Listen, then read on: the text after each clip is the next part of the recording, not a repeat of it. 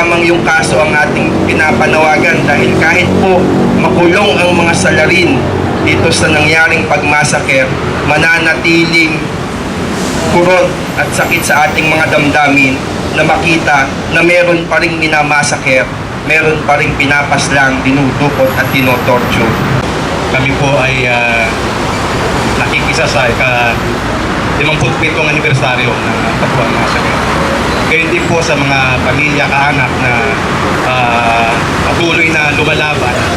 Nakikisa po kami at patuloy po ang aming pagkikiramay. Maasahan niyo po na ang hanay namin, ang PCP po ay mananatiling nandito sa usapin sa isyong ito.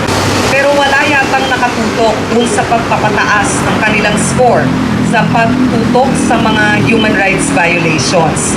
Mahalagang bagay po ito kasi susunod-sunod na yung ating mga mahalagang event sa bayan tulad ng eleksyon sa 2016. At alam natin na kasama dyan yung dami ng mga bilang ng mga campaign supporters at ng mga journalists na napapaslang.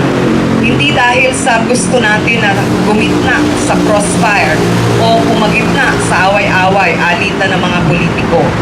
Talaga pong itong media murders na usapin, napakalaking bagay kasi hindi naman po special group ang mga journalists. Nalulungkot po ako dahil siguro alam niyo ang nangyayari sa aming mga biktima. Nagkakahati-hati kami dahil dun sa mga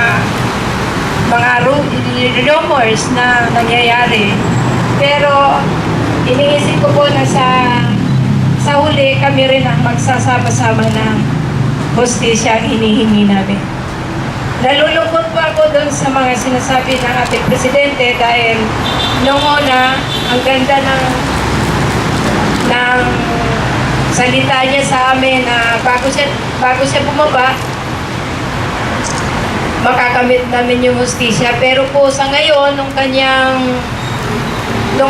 suna uli, doon ko nalaman na hindi niya alam kung ano ang sinasabi niya makamit namin yung hustisya. Kasi po, yung sinabi niyang biktima, 15 person, journalist, mga kasama, yun po yung ano mo siya na hindi niya alam kung ilan talaga yung journalist na biktima.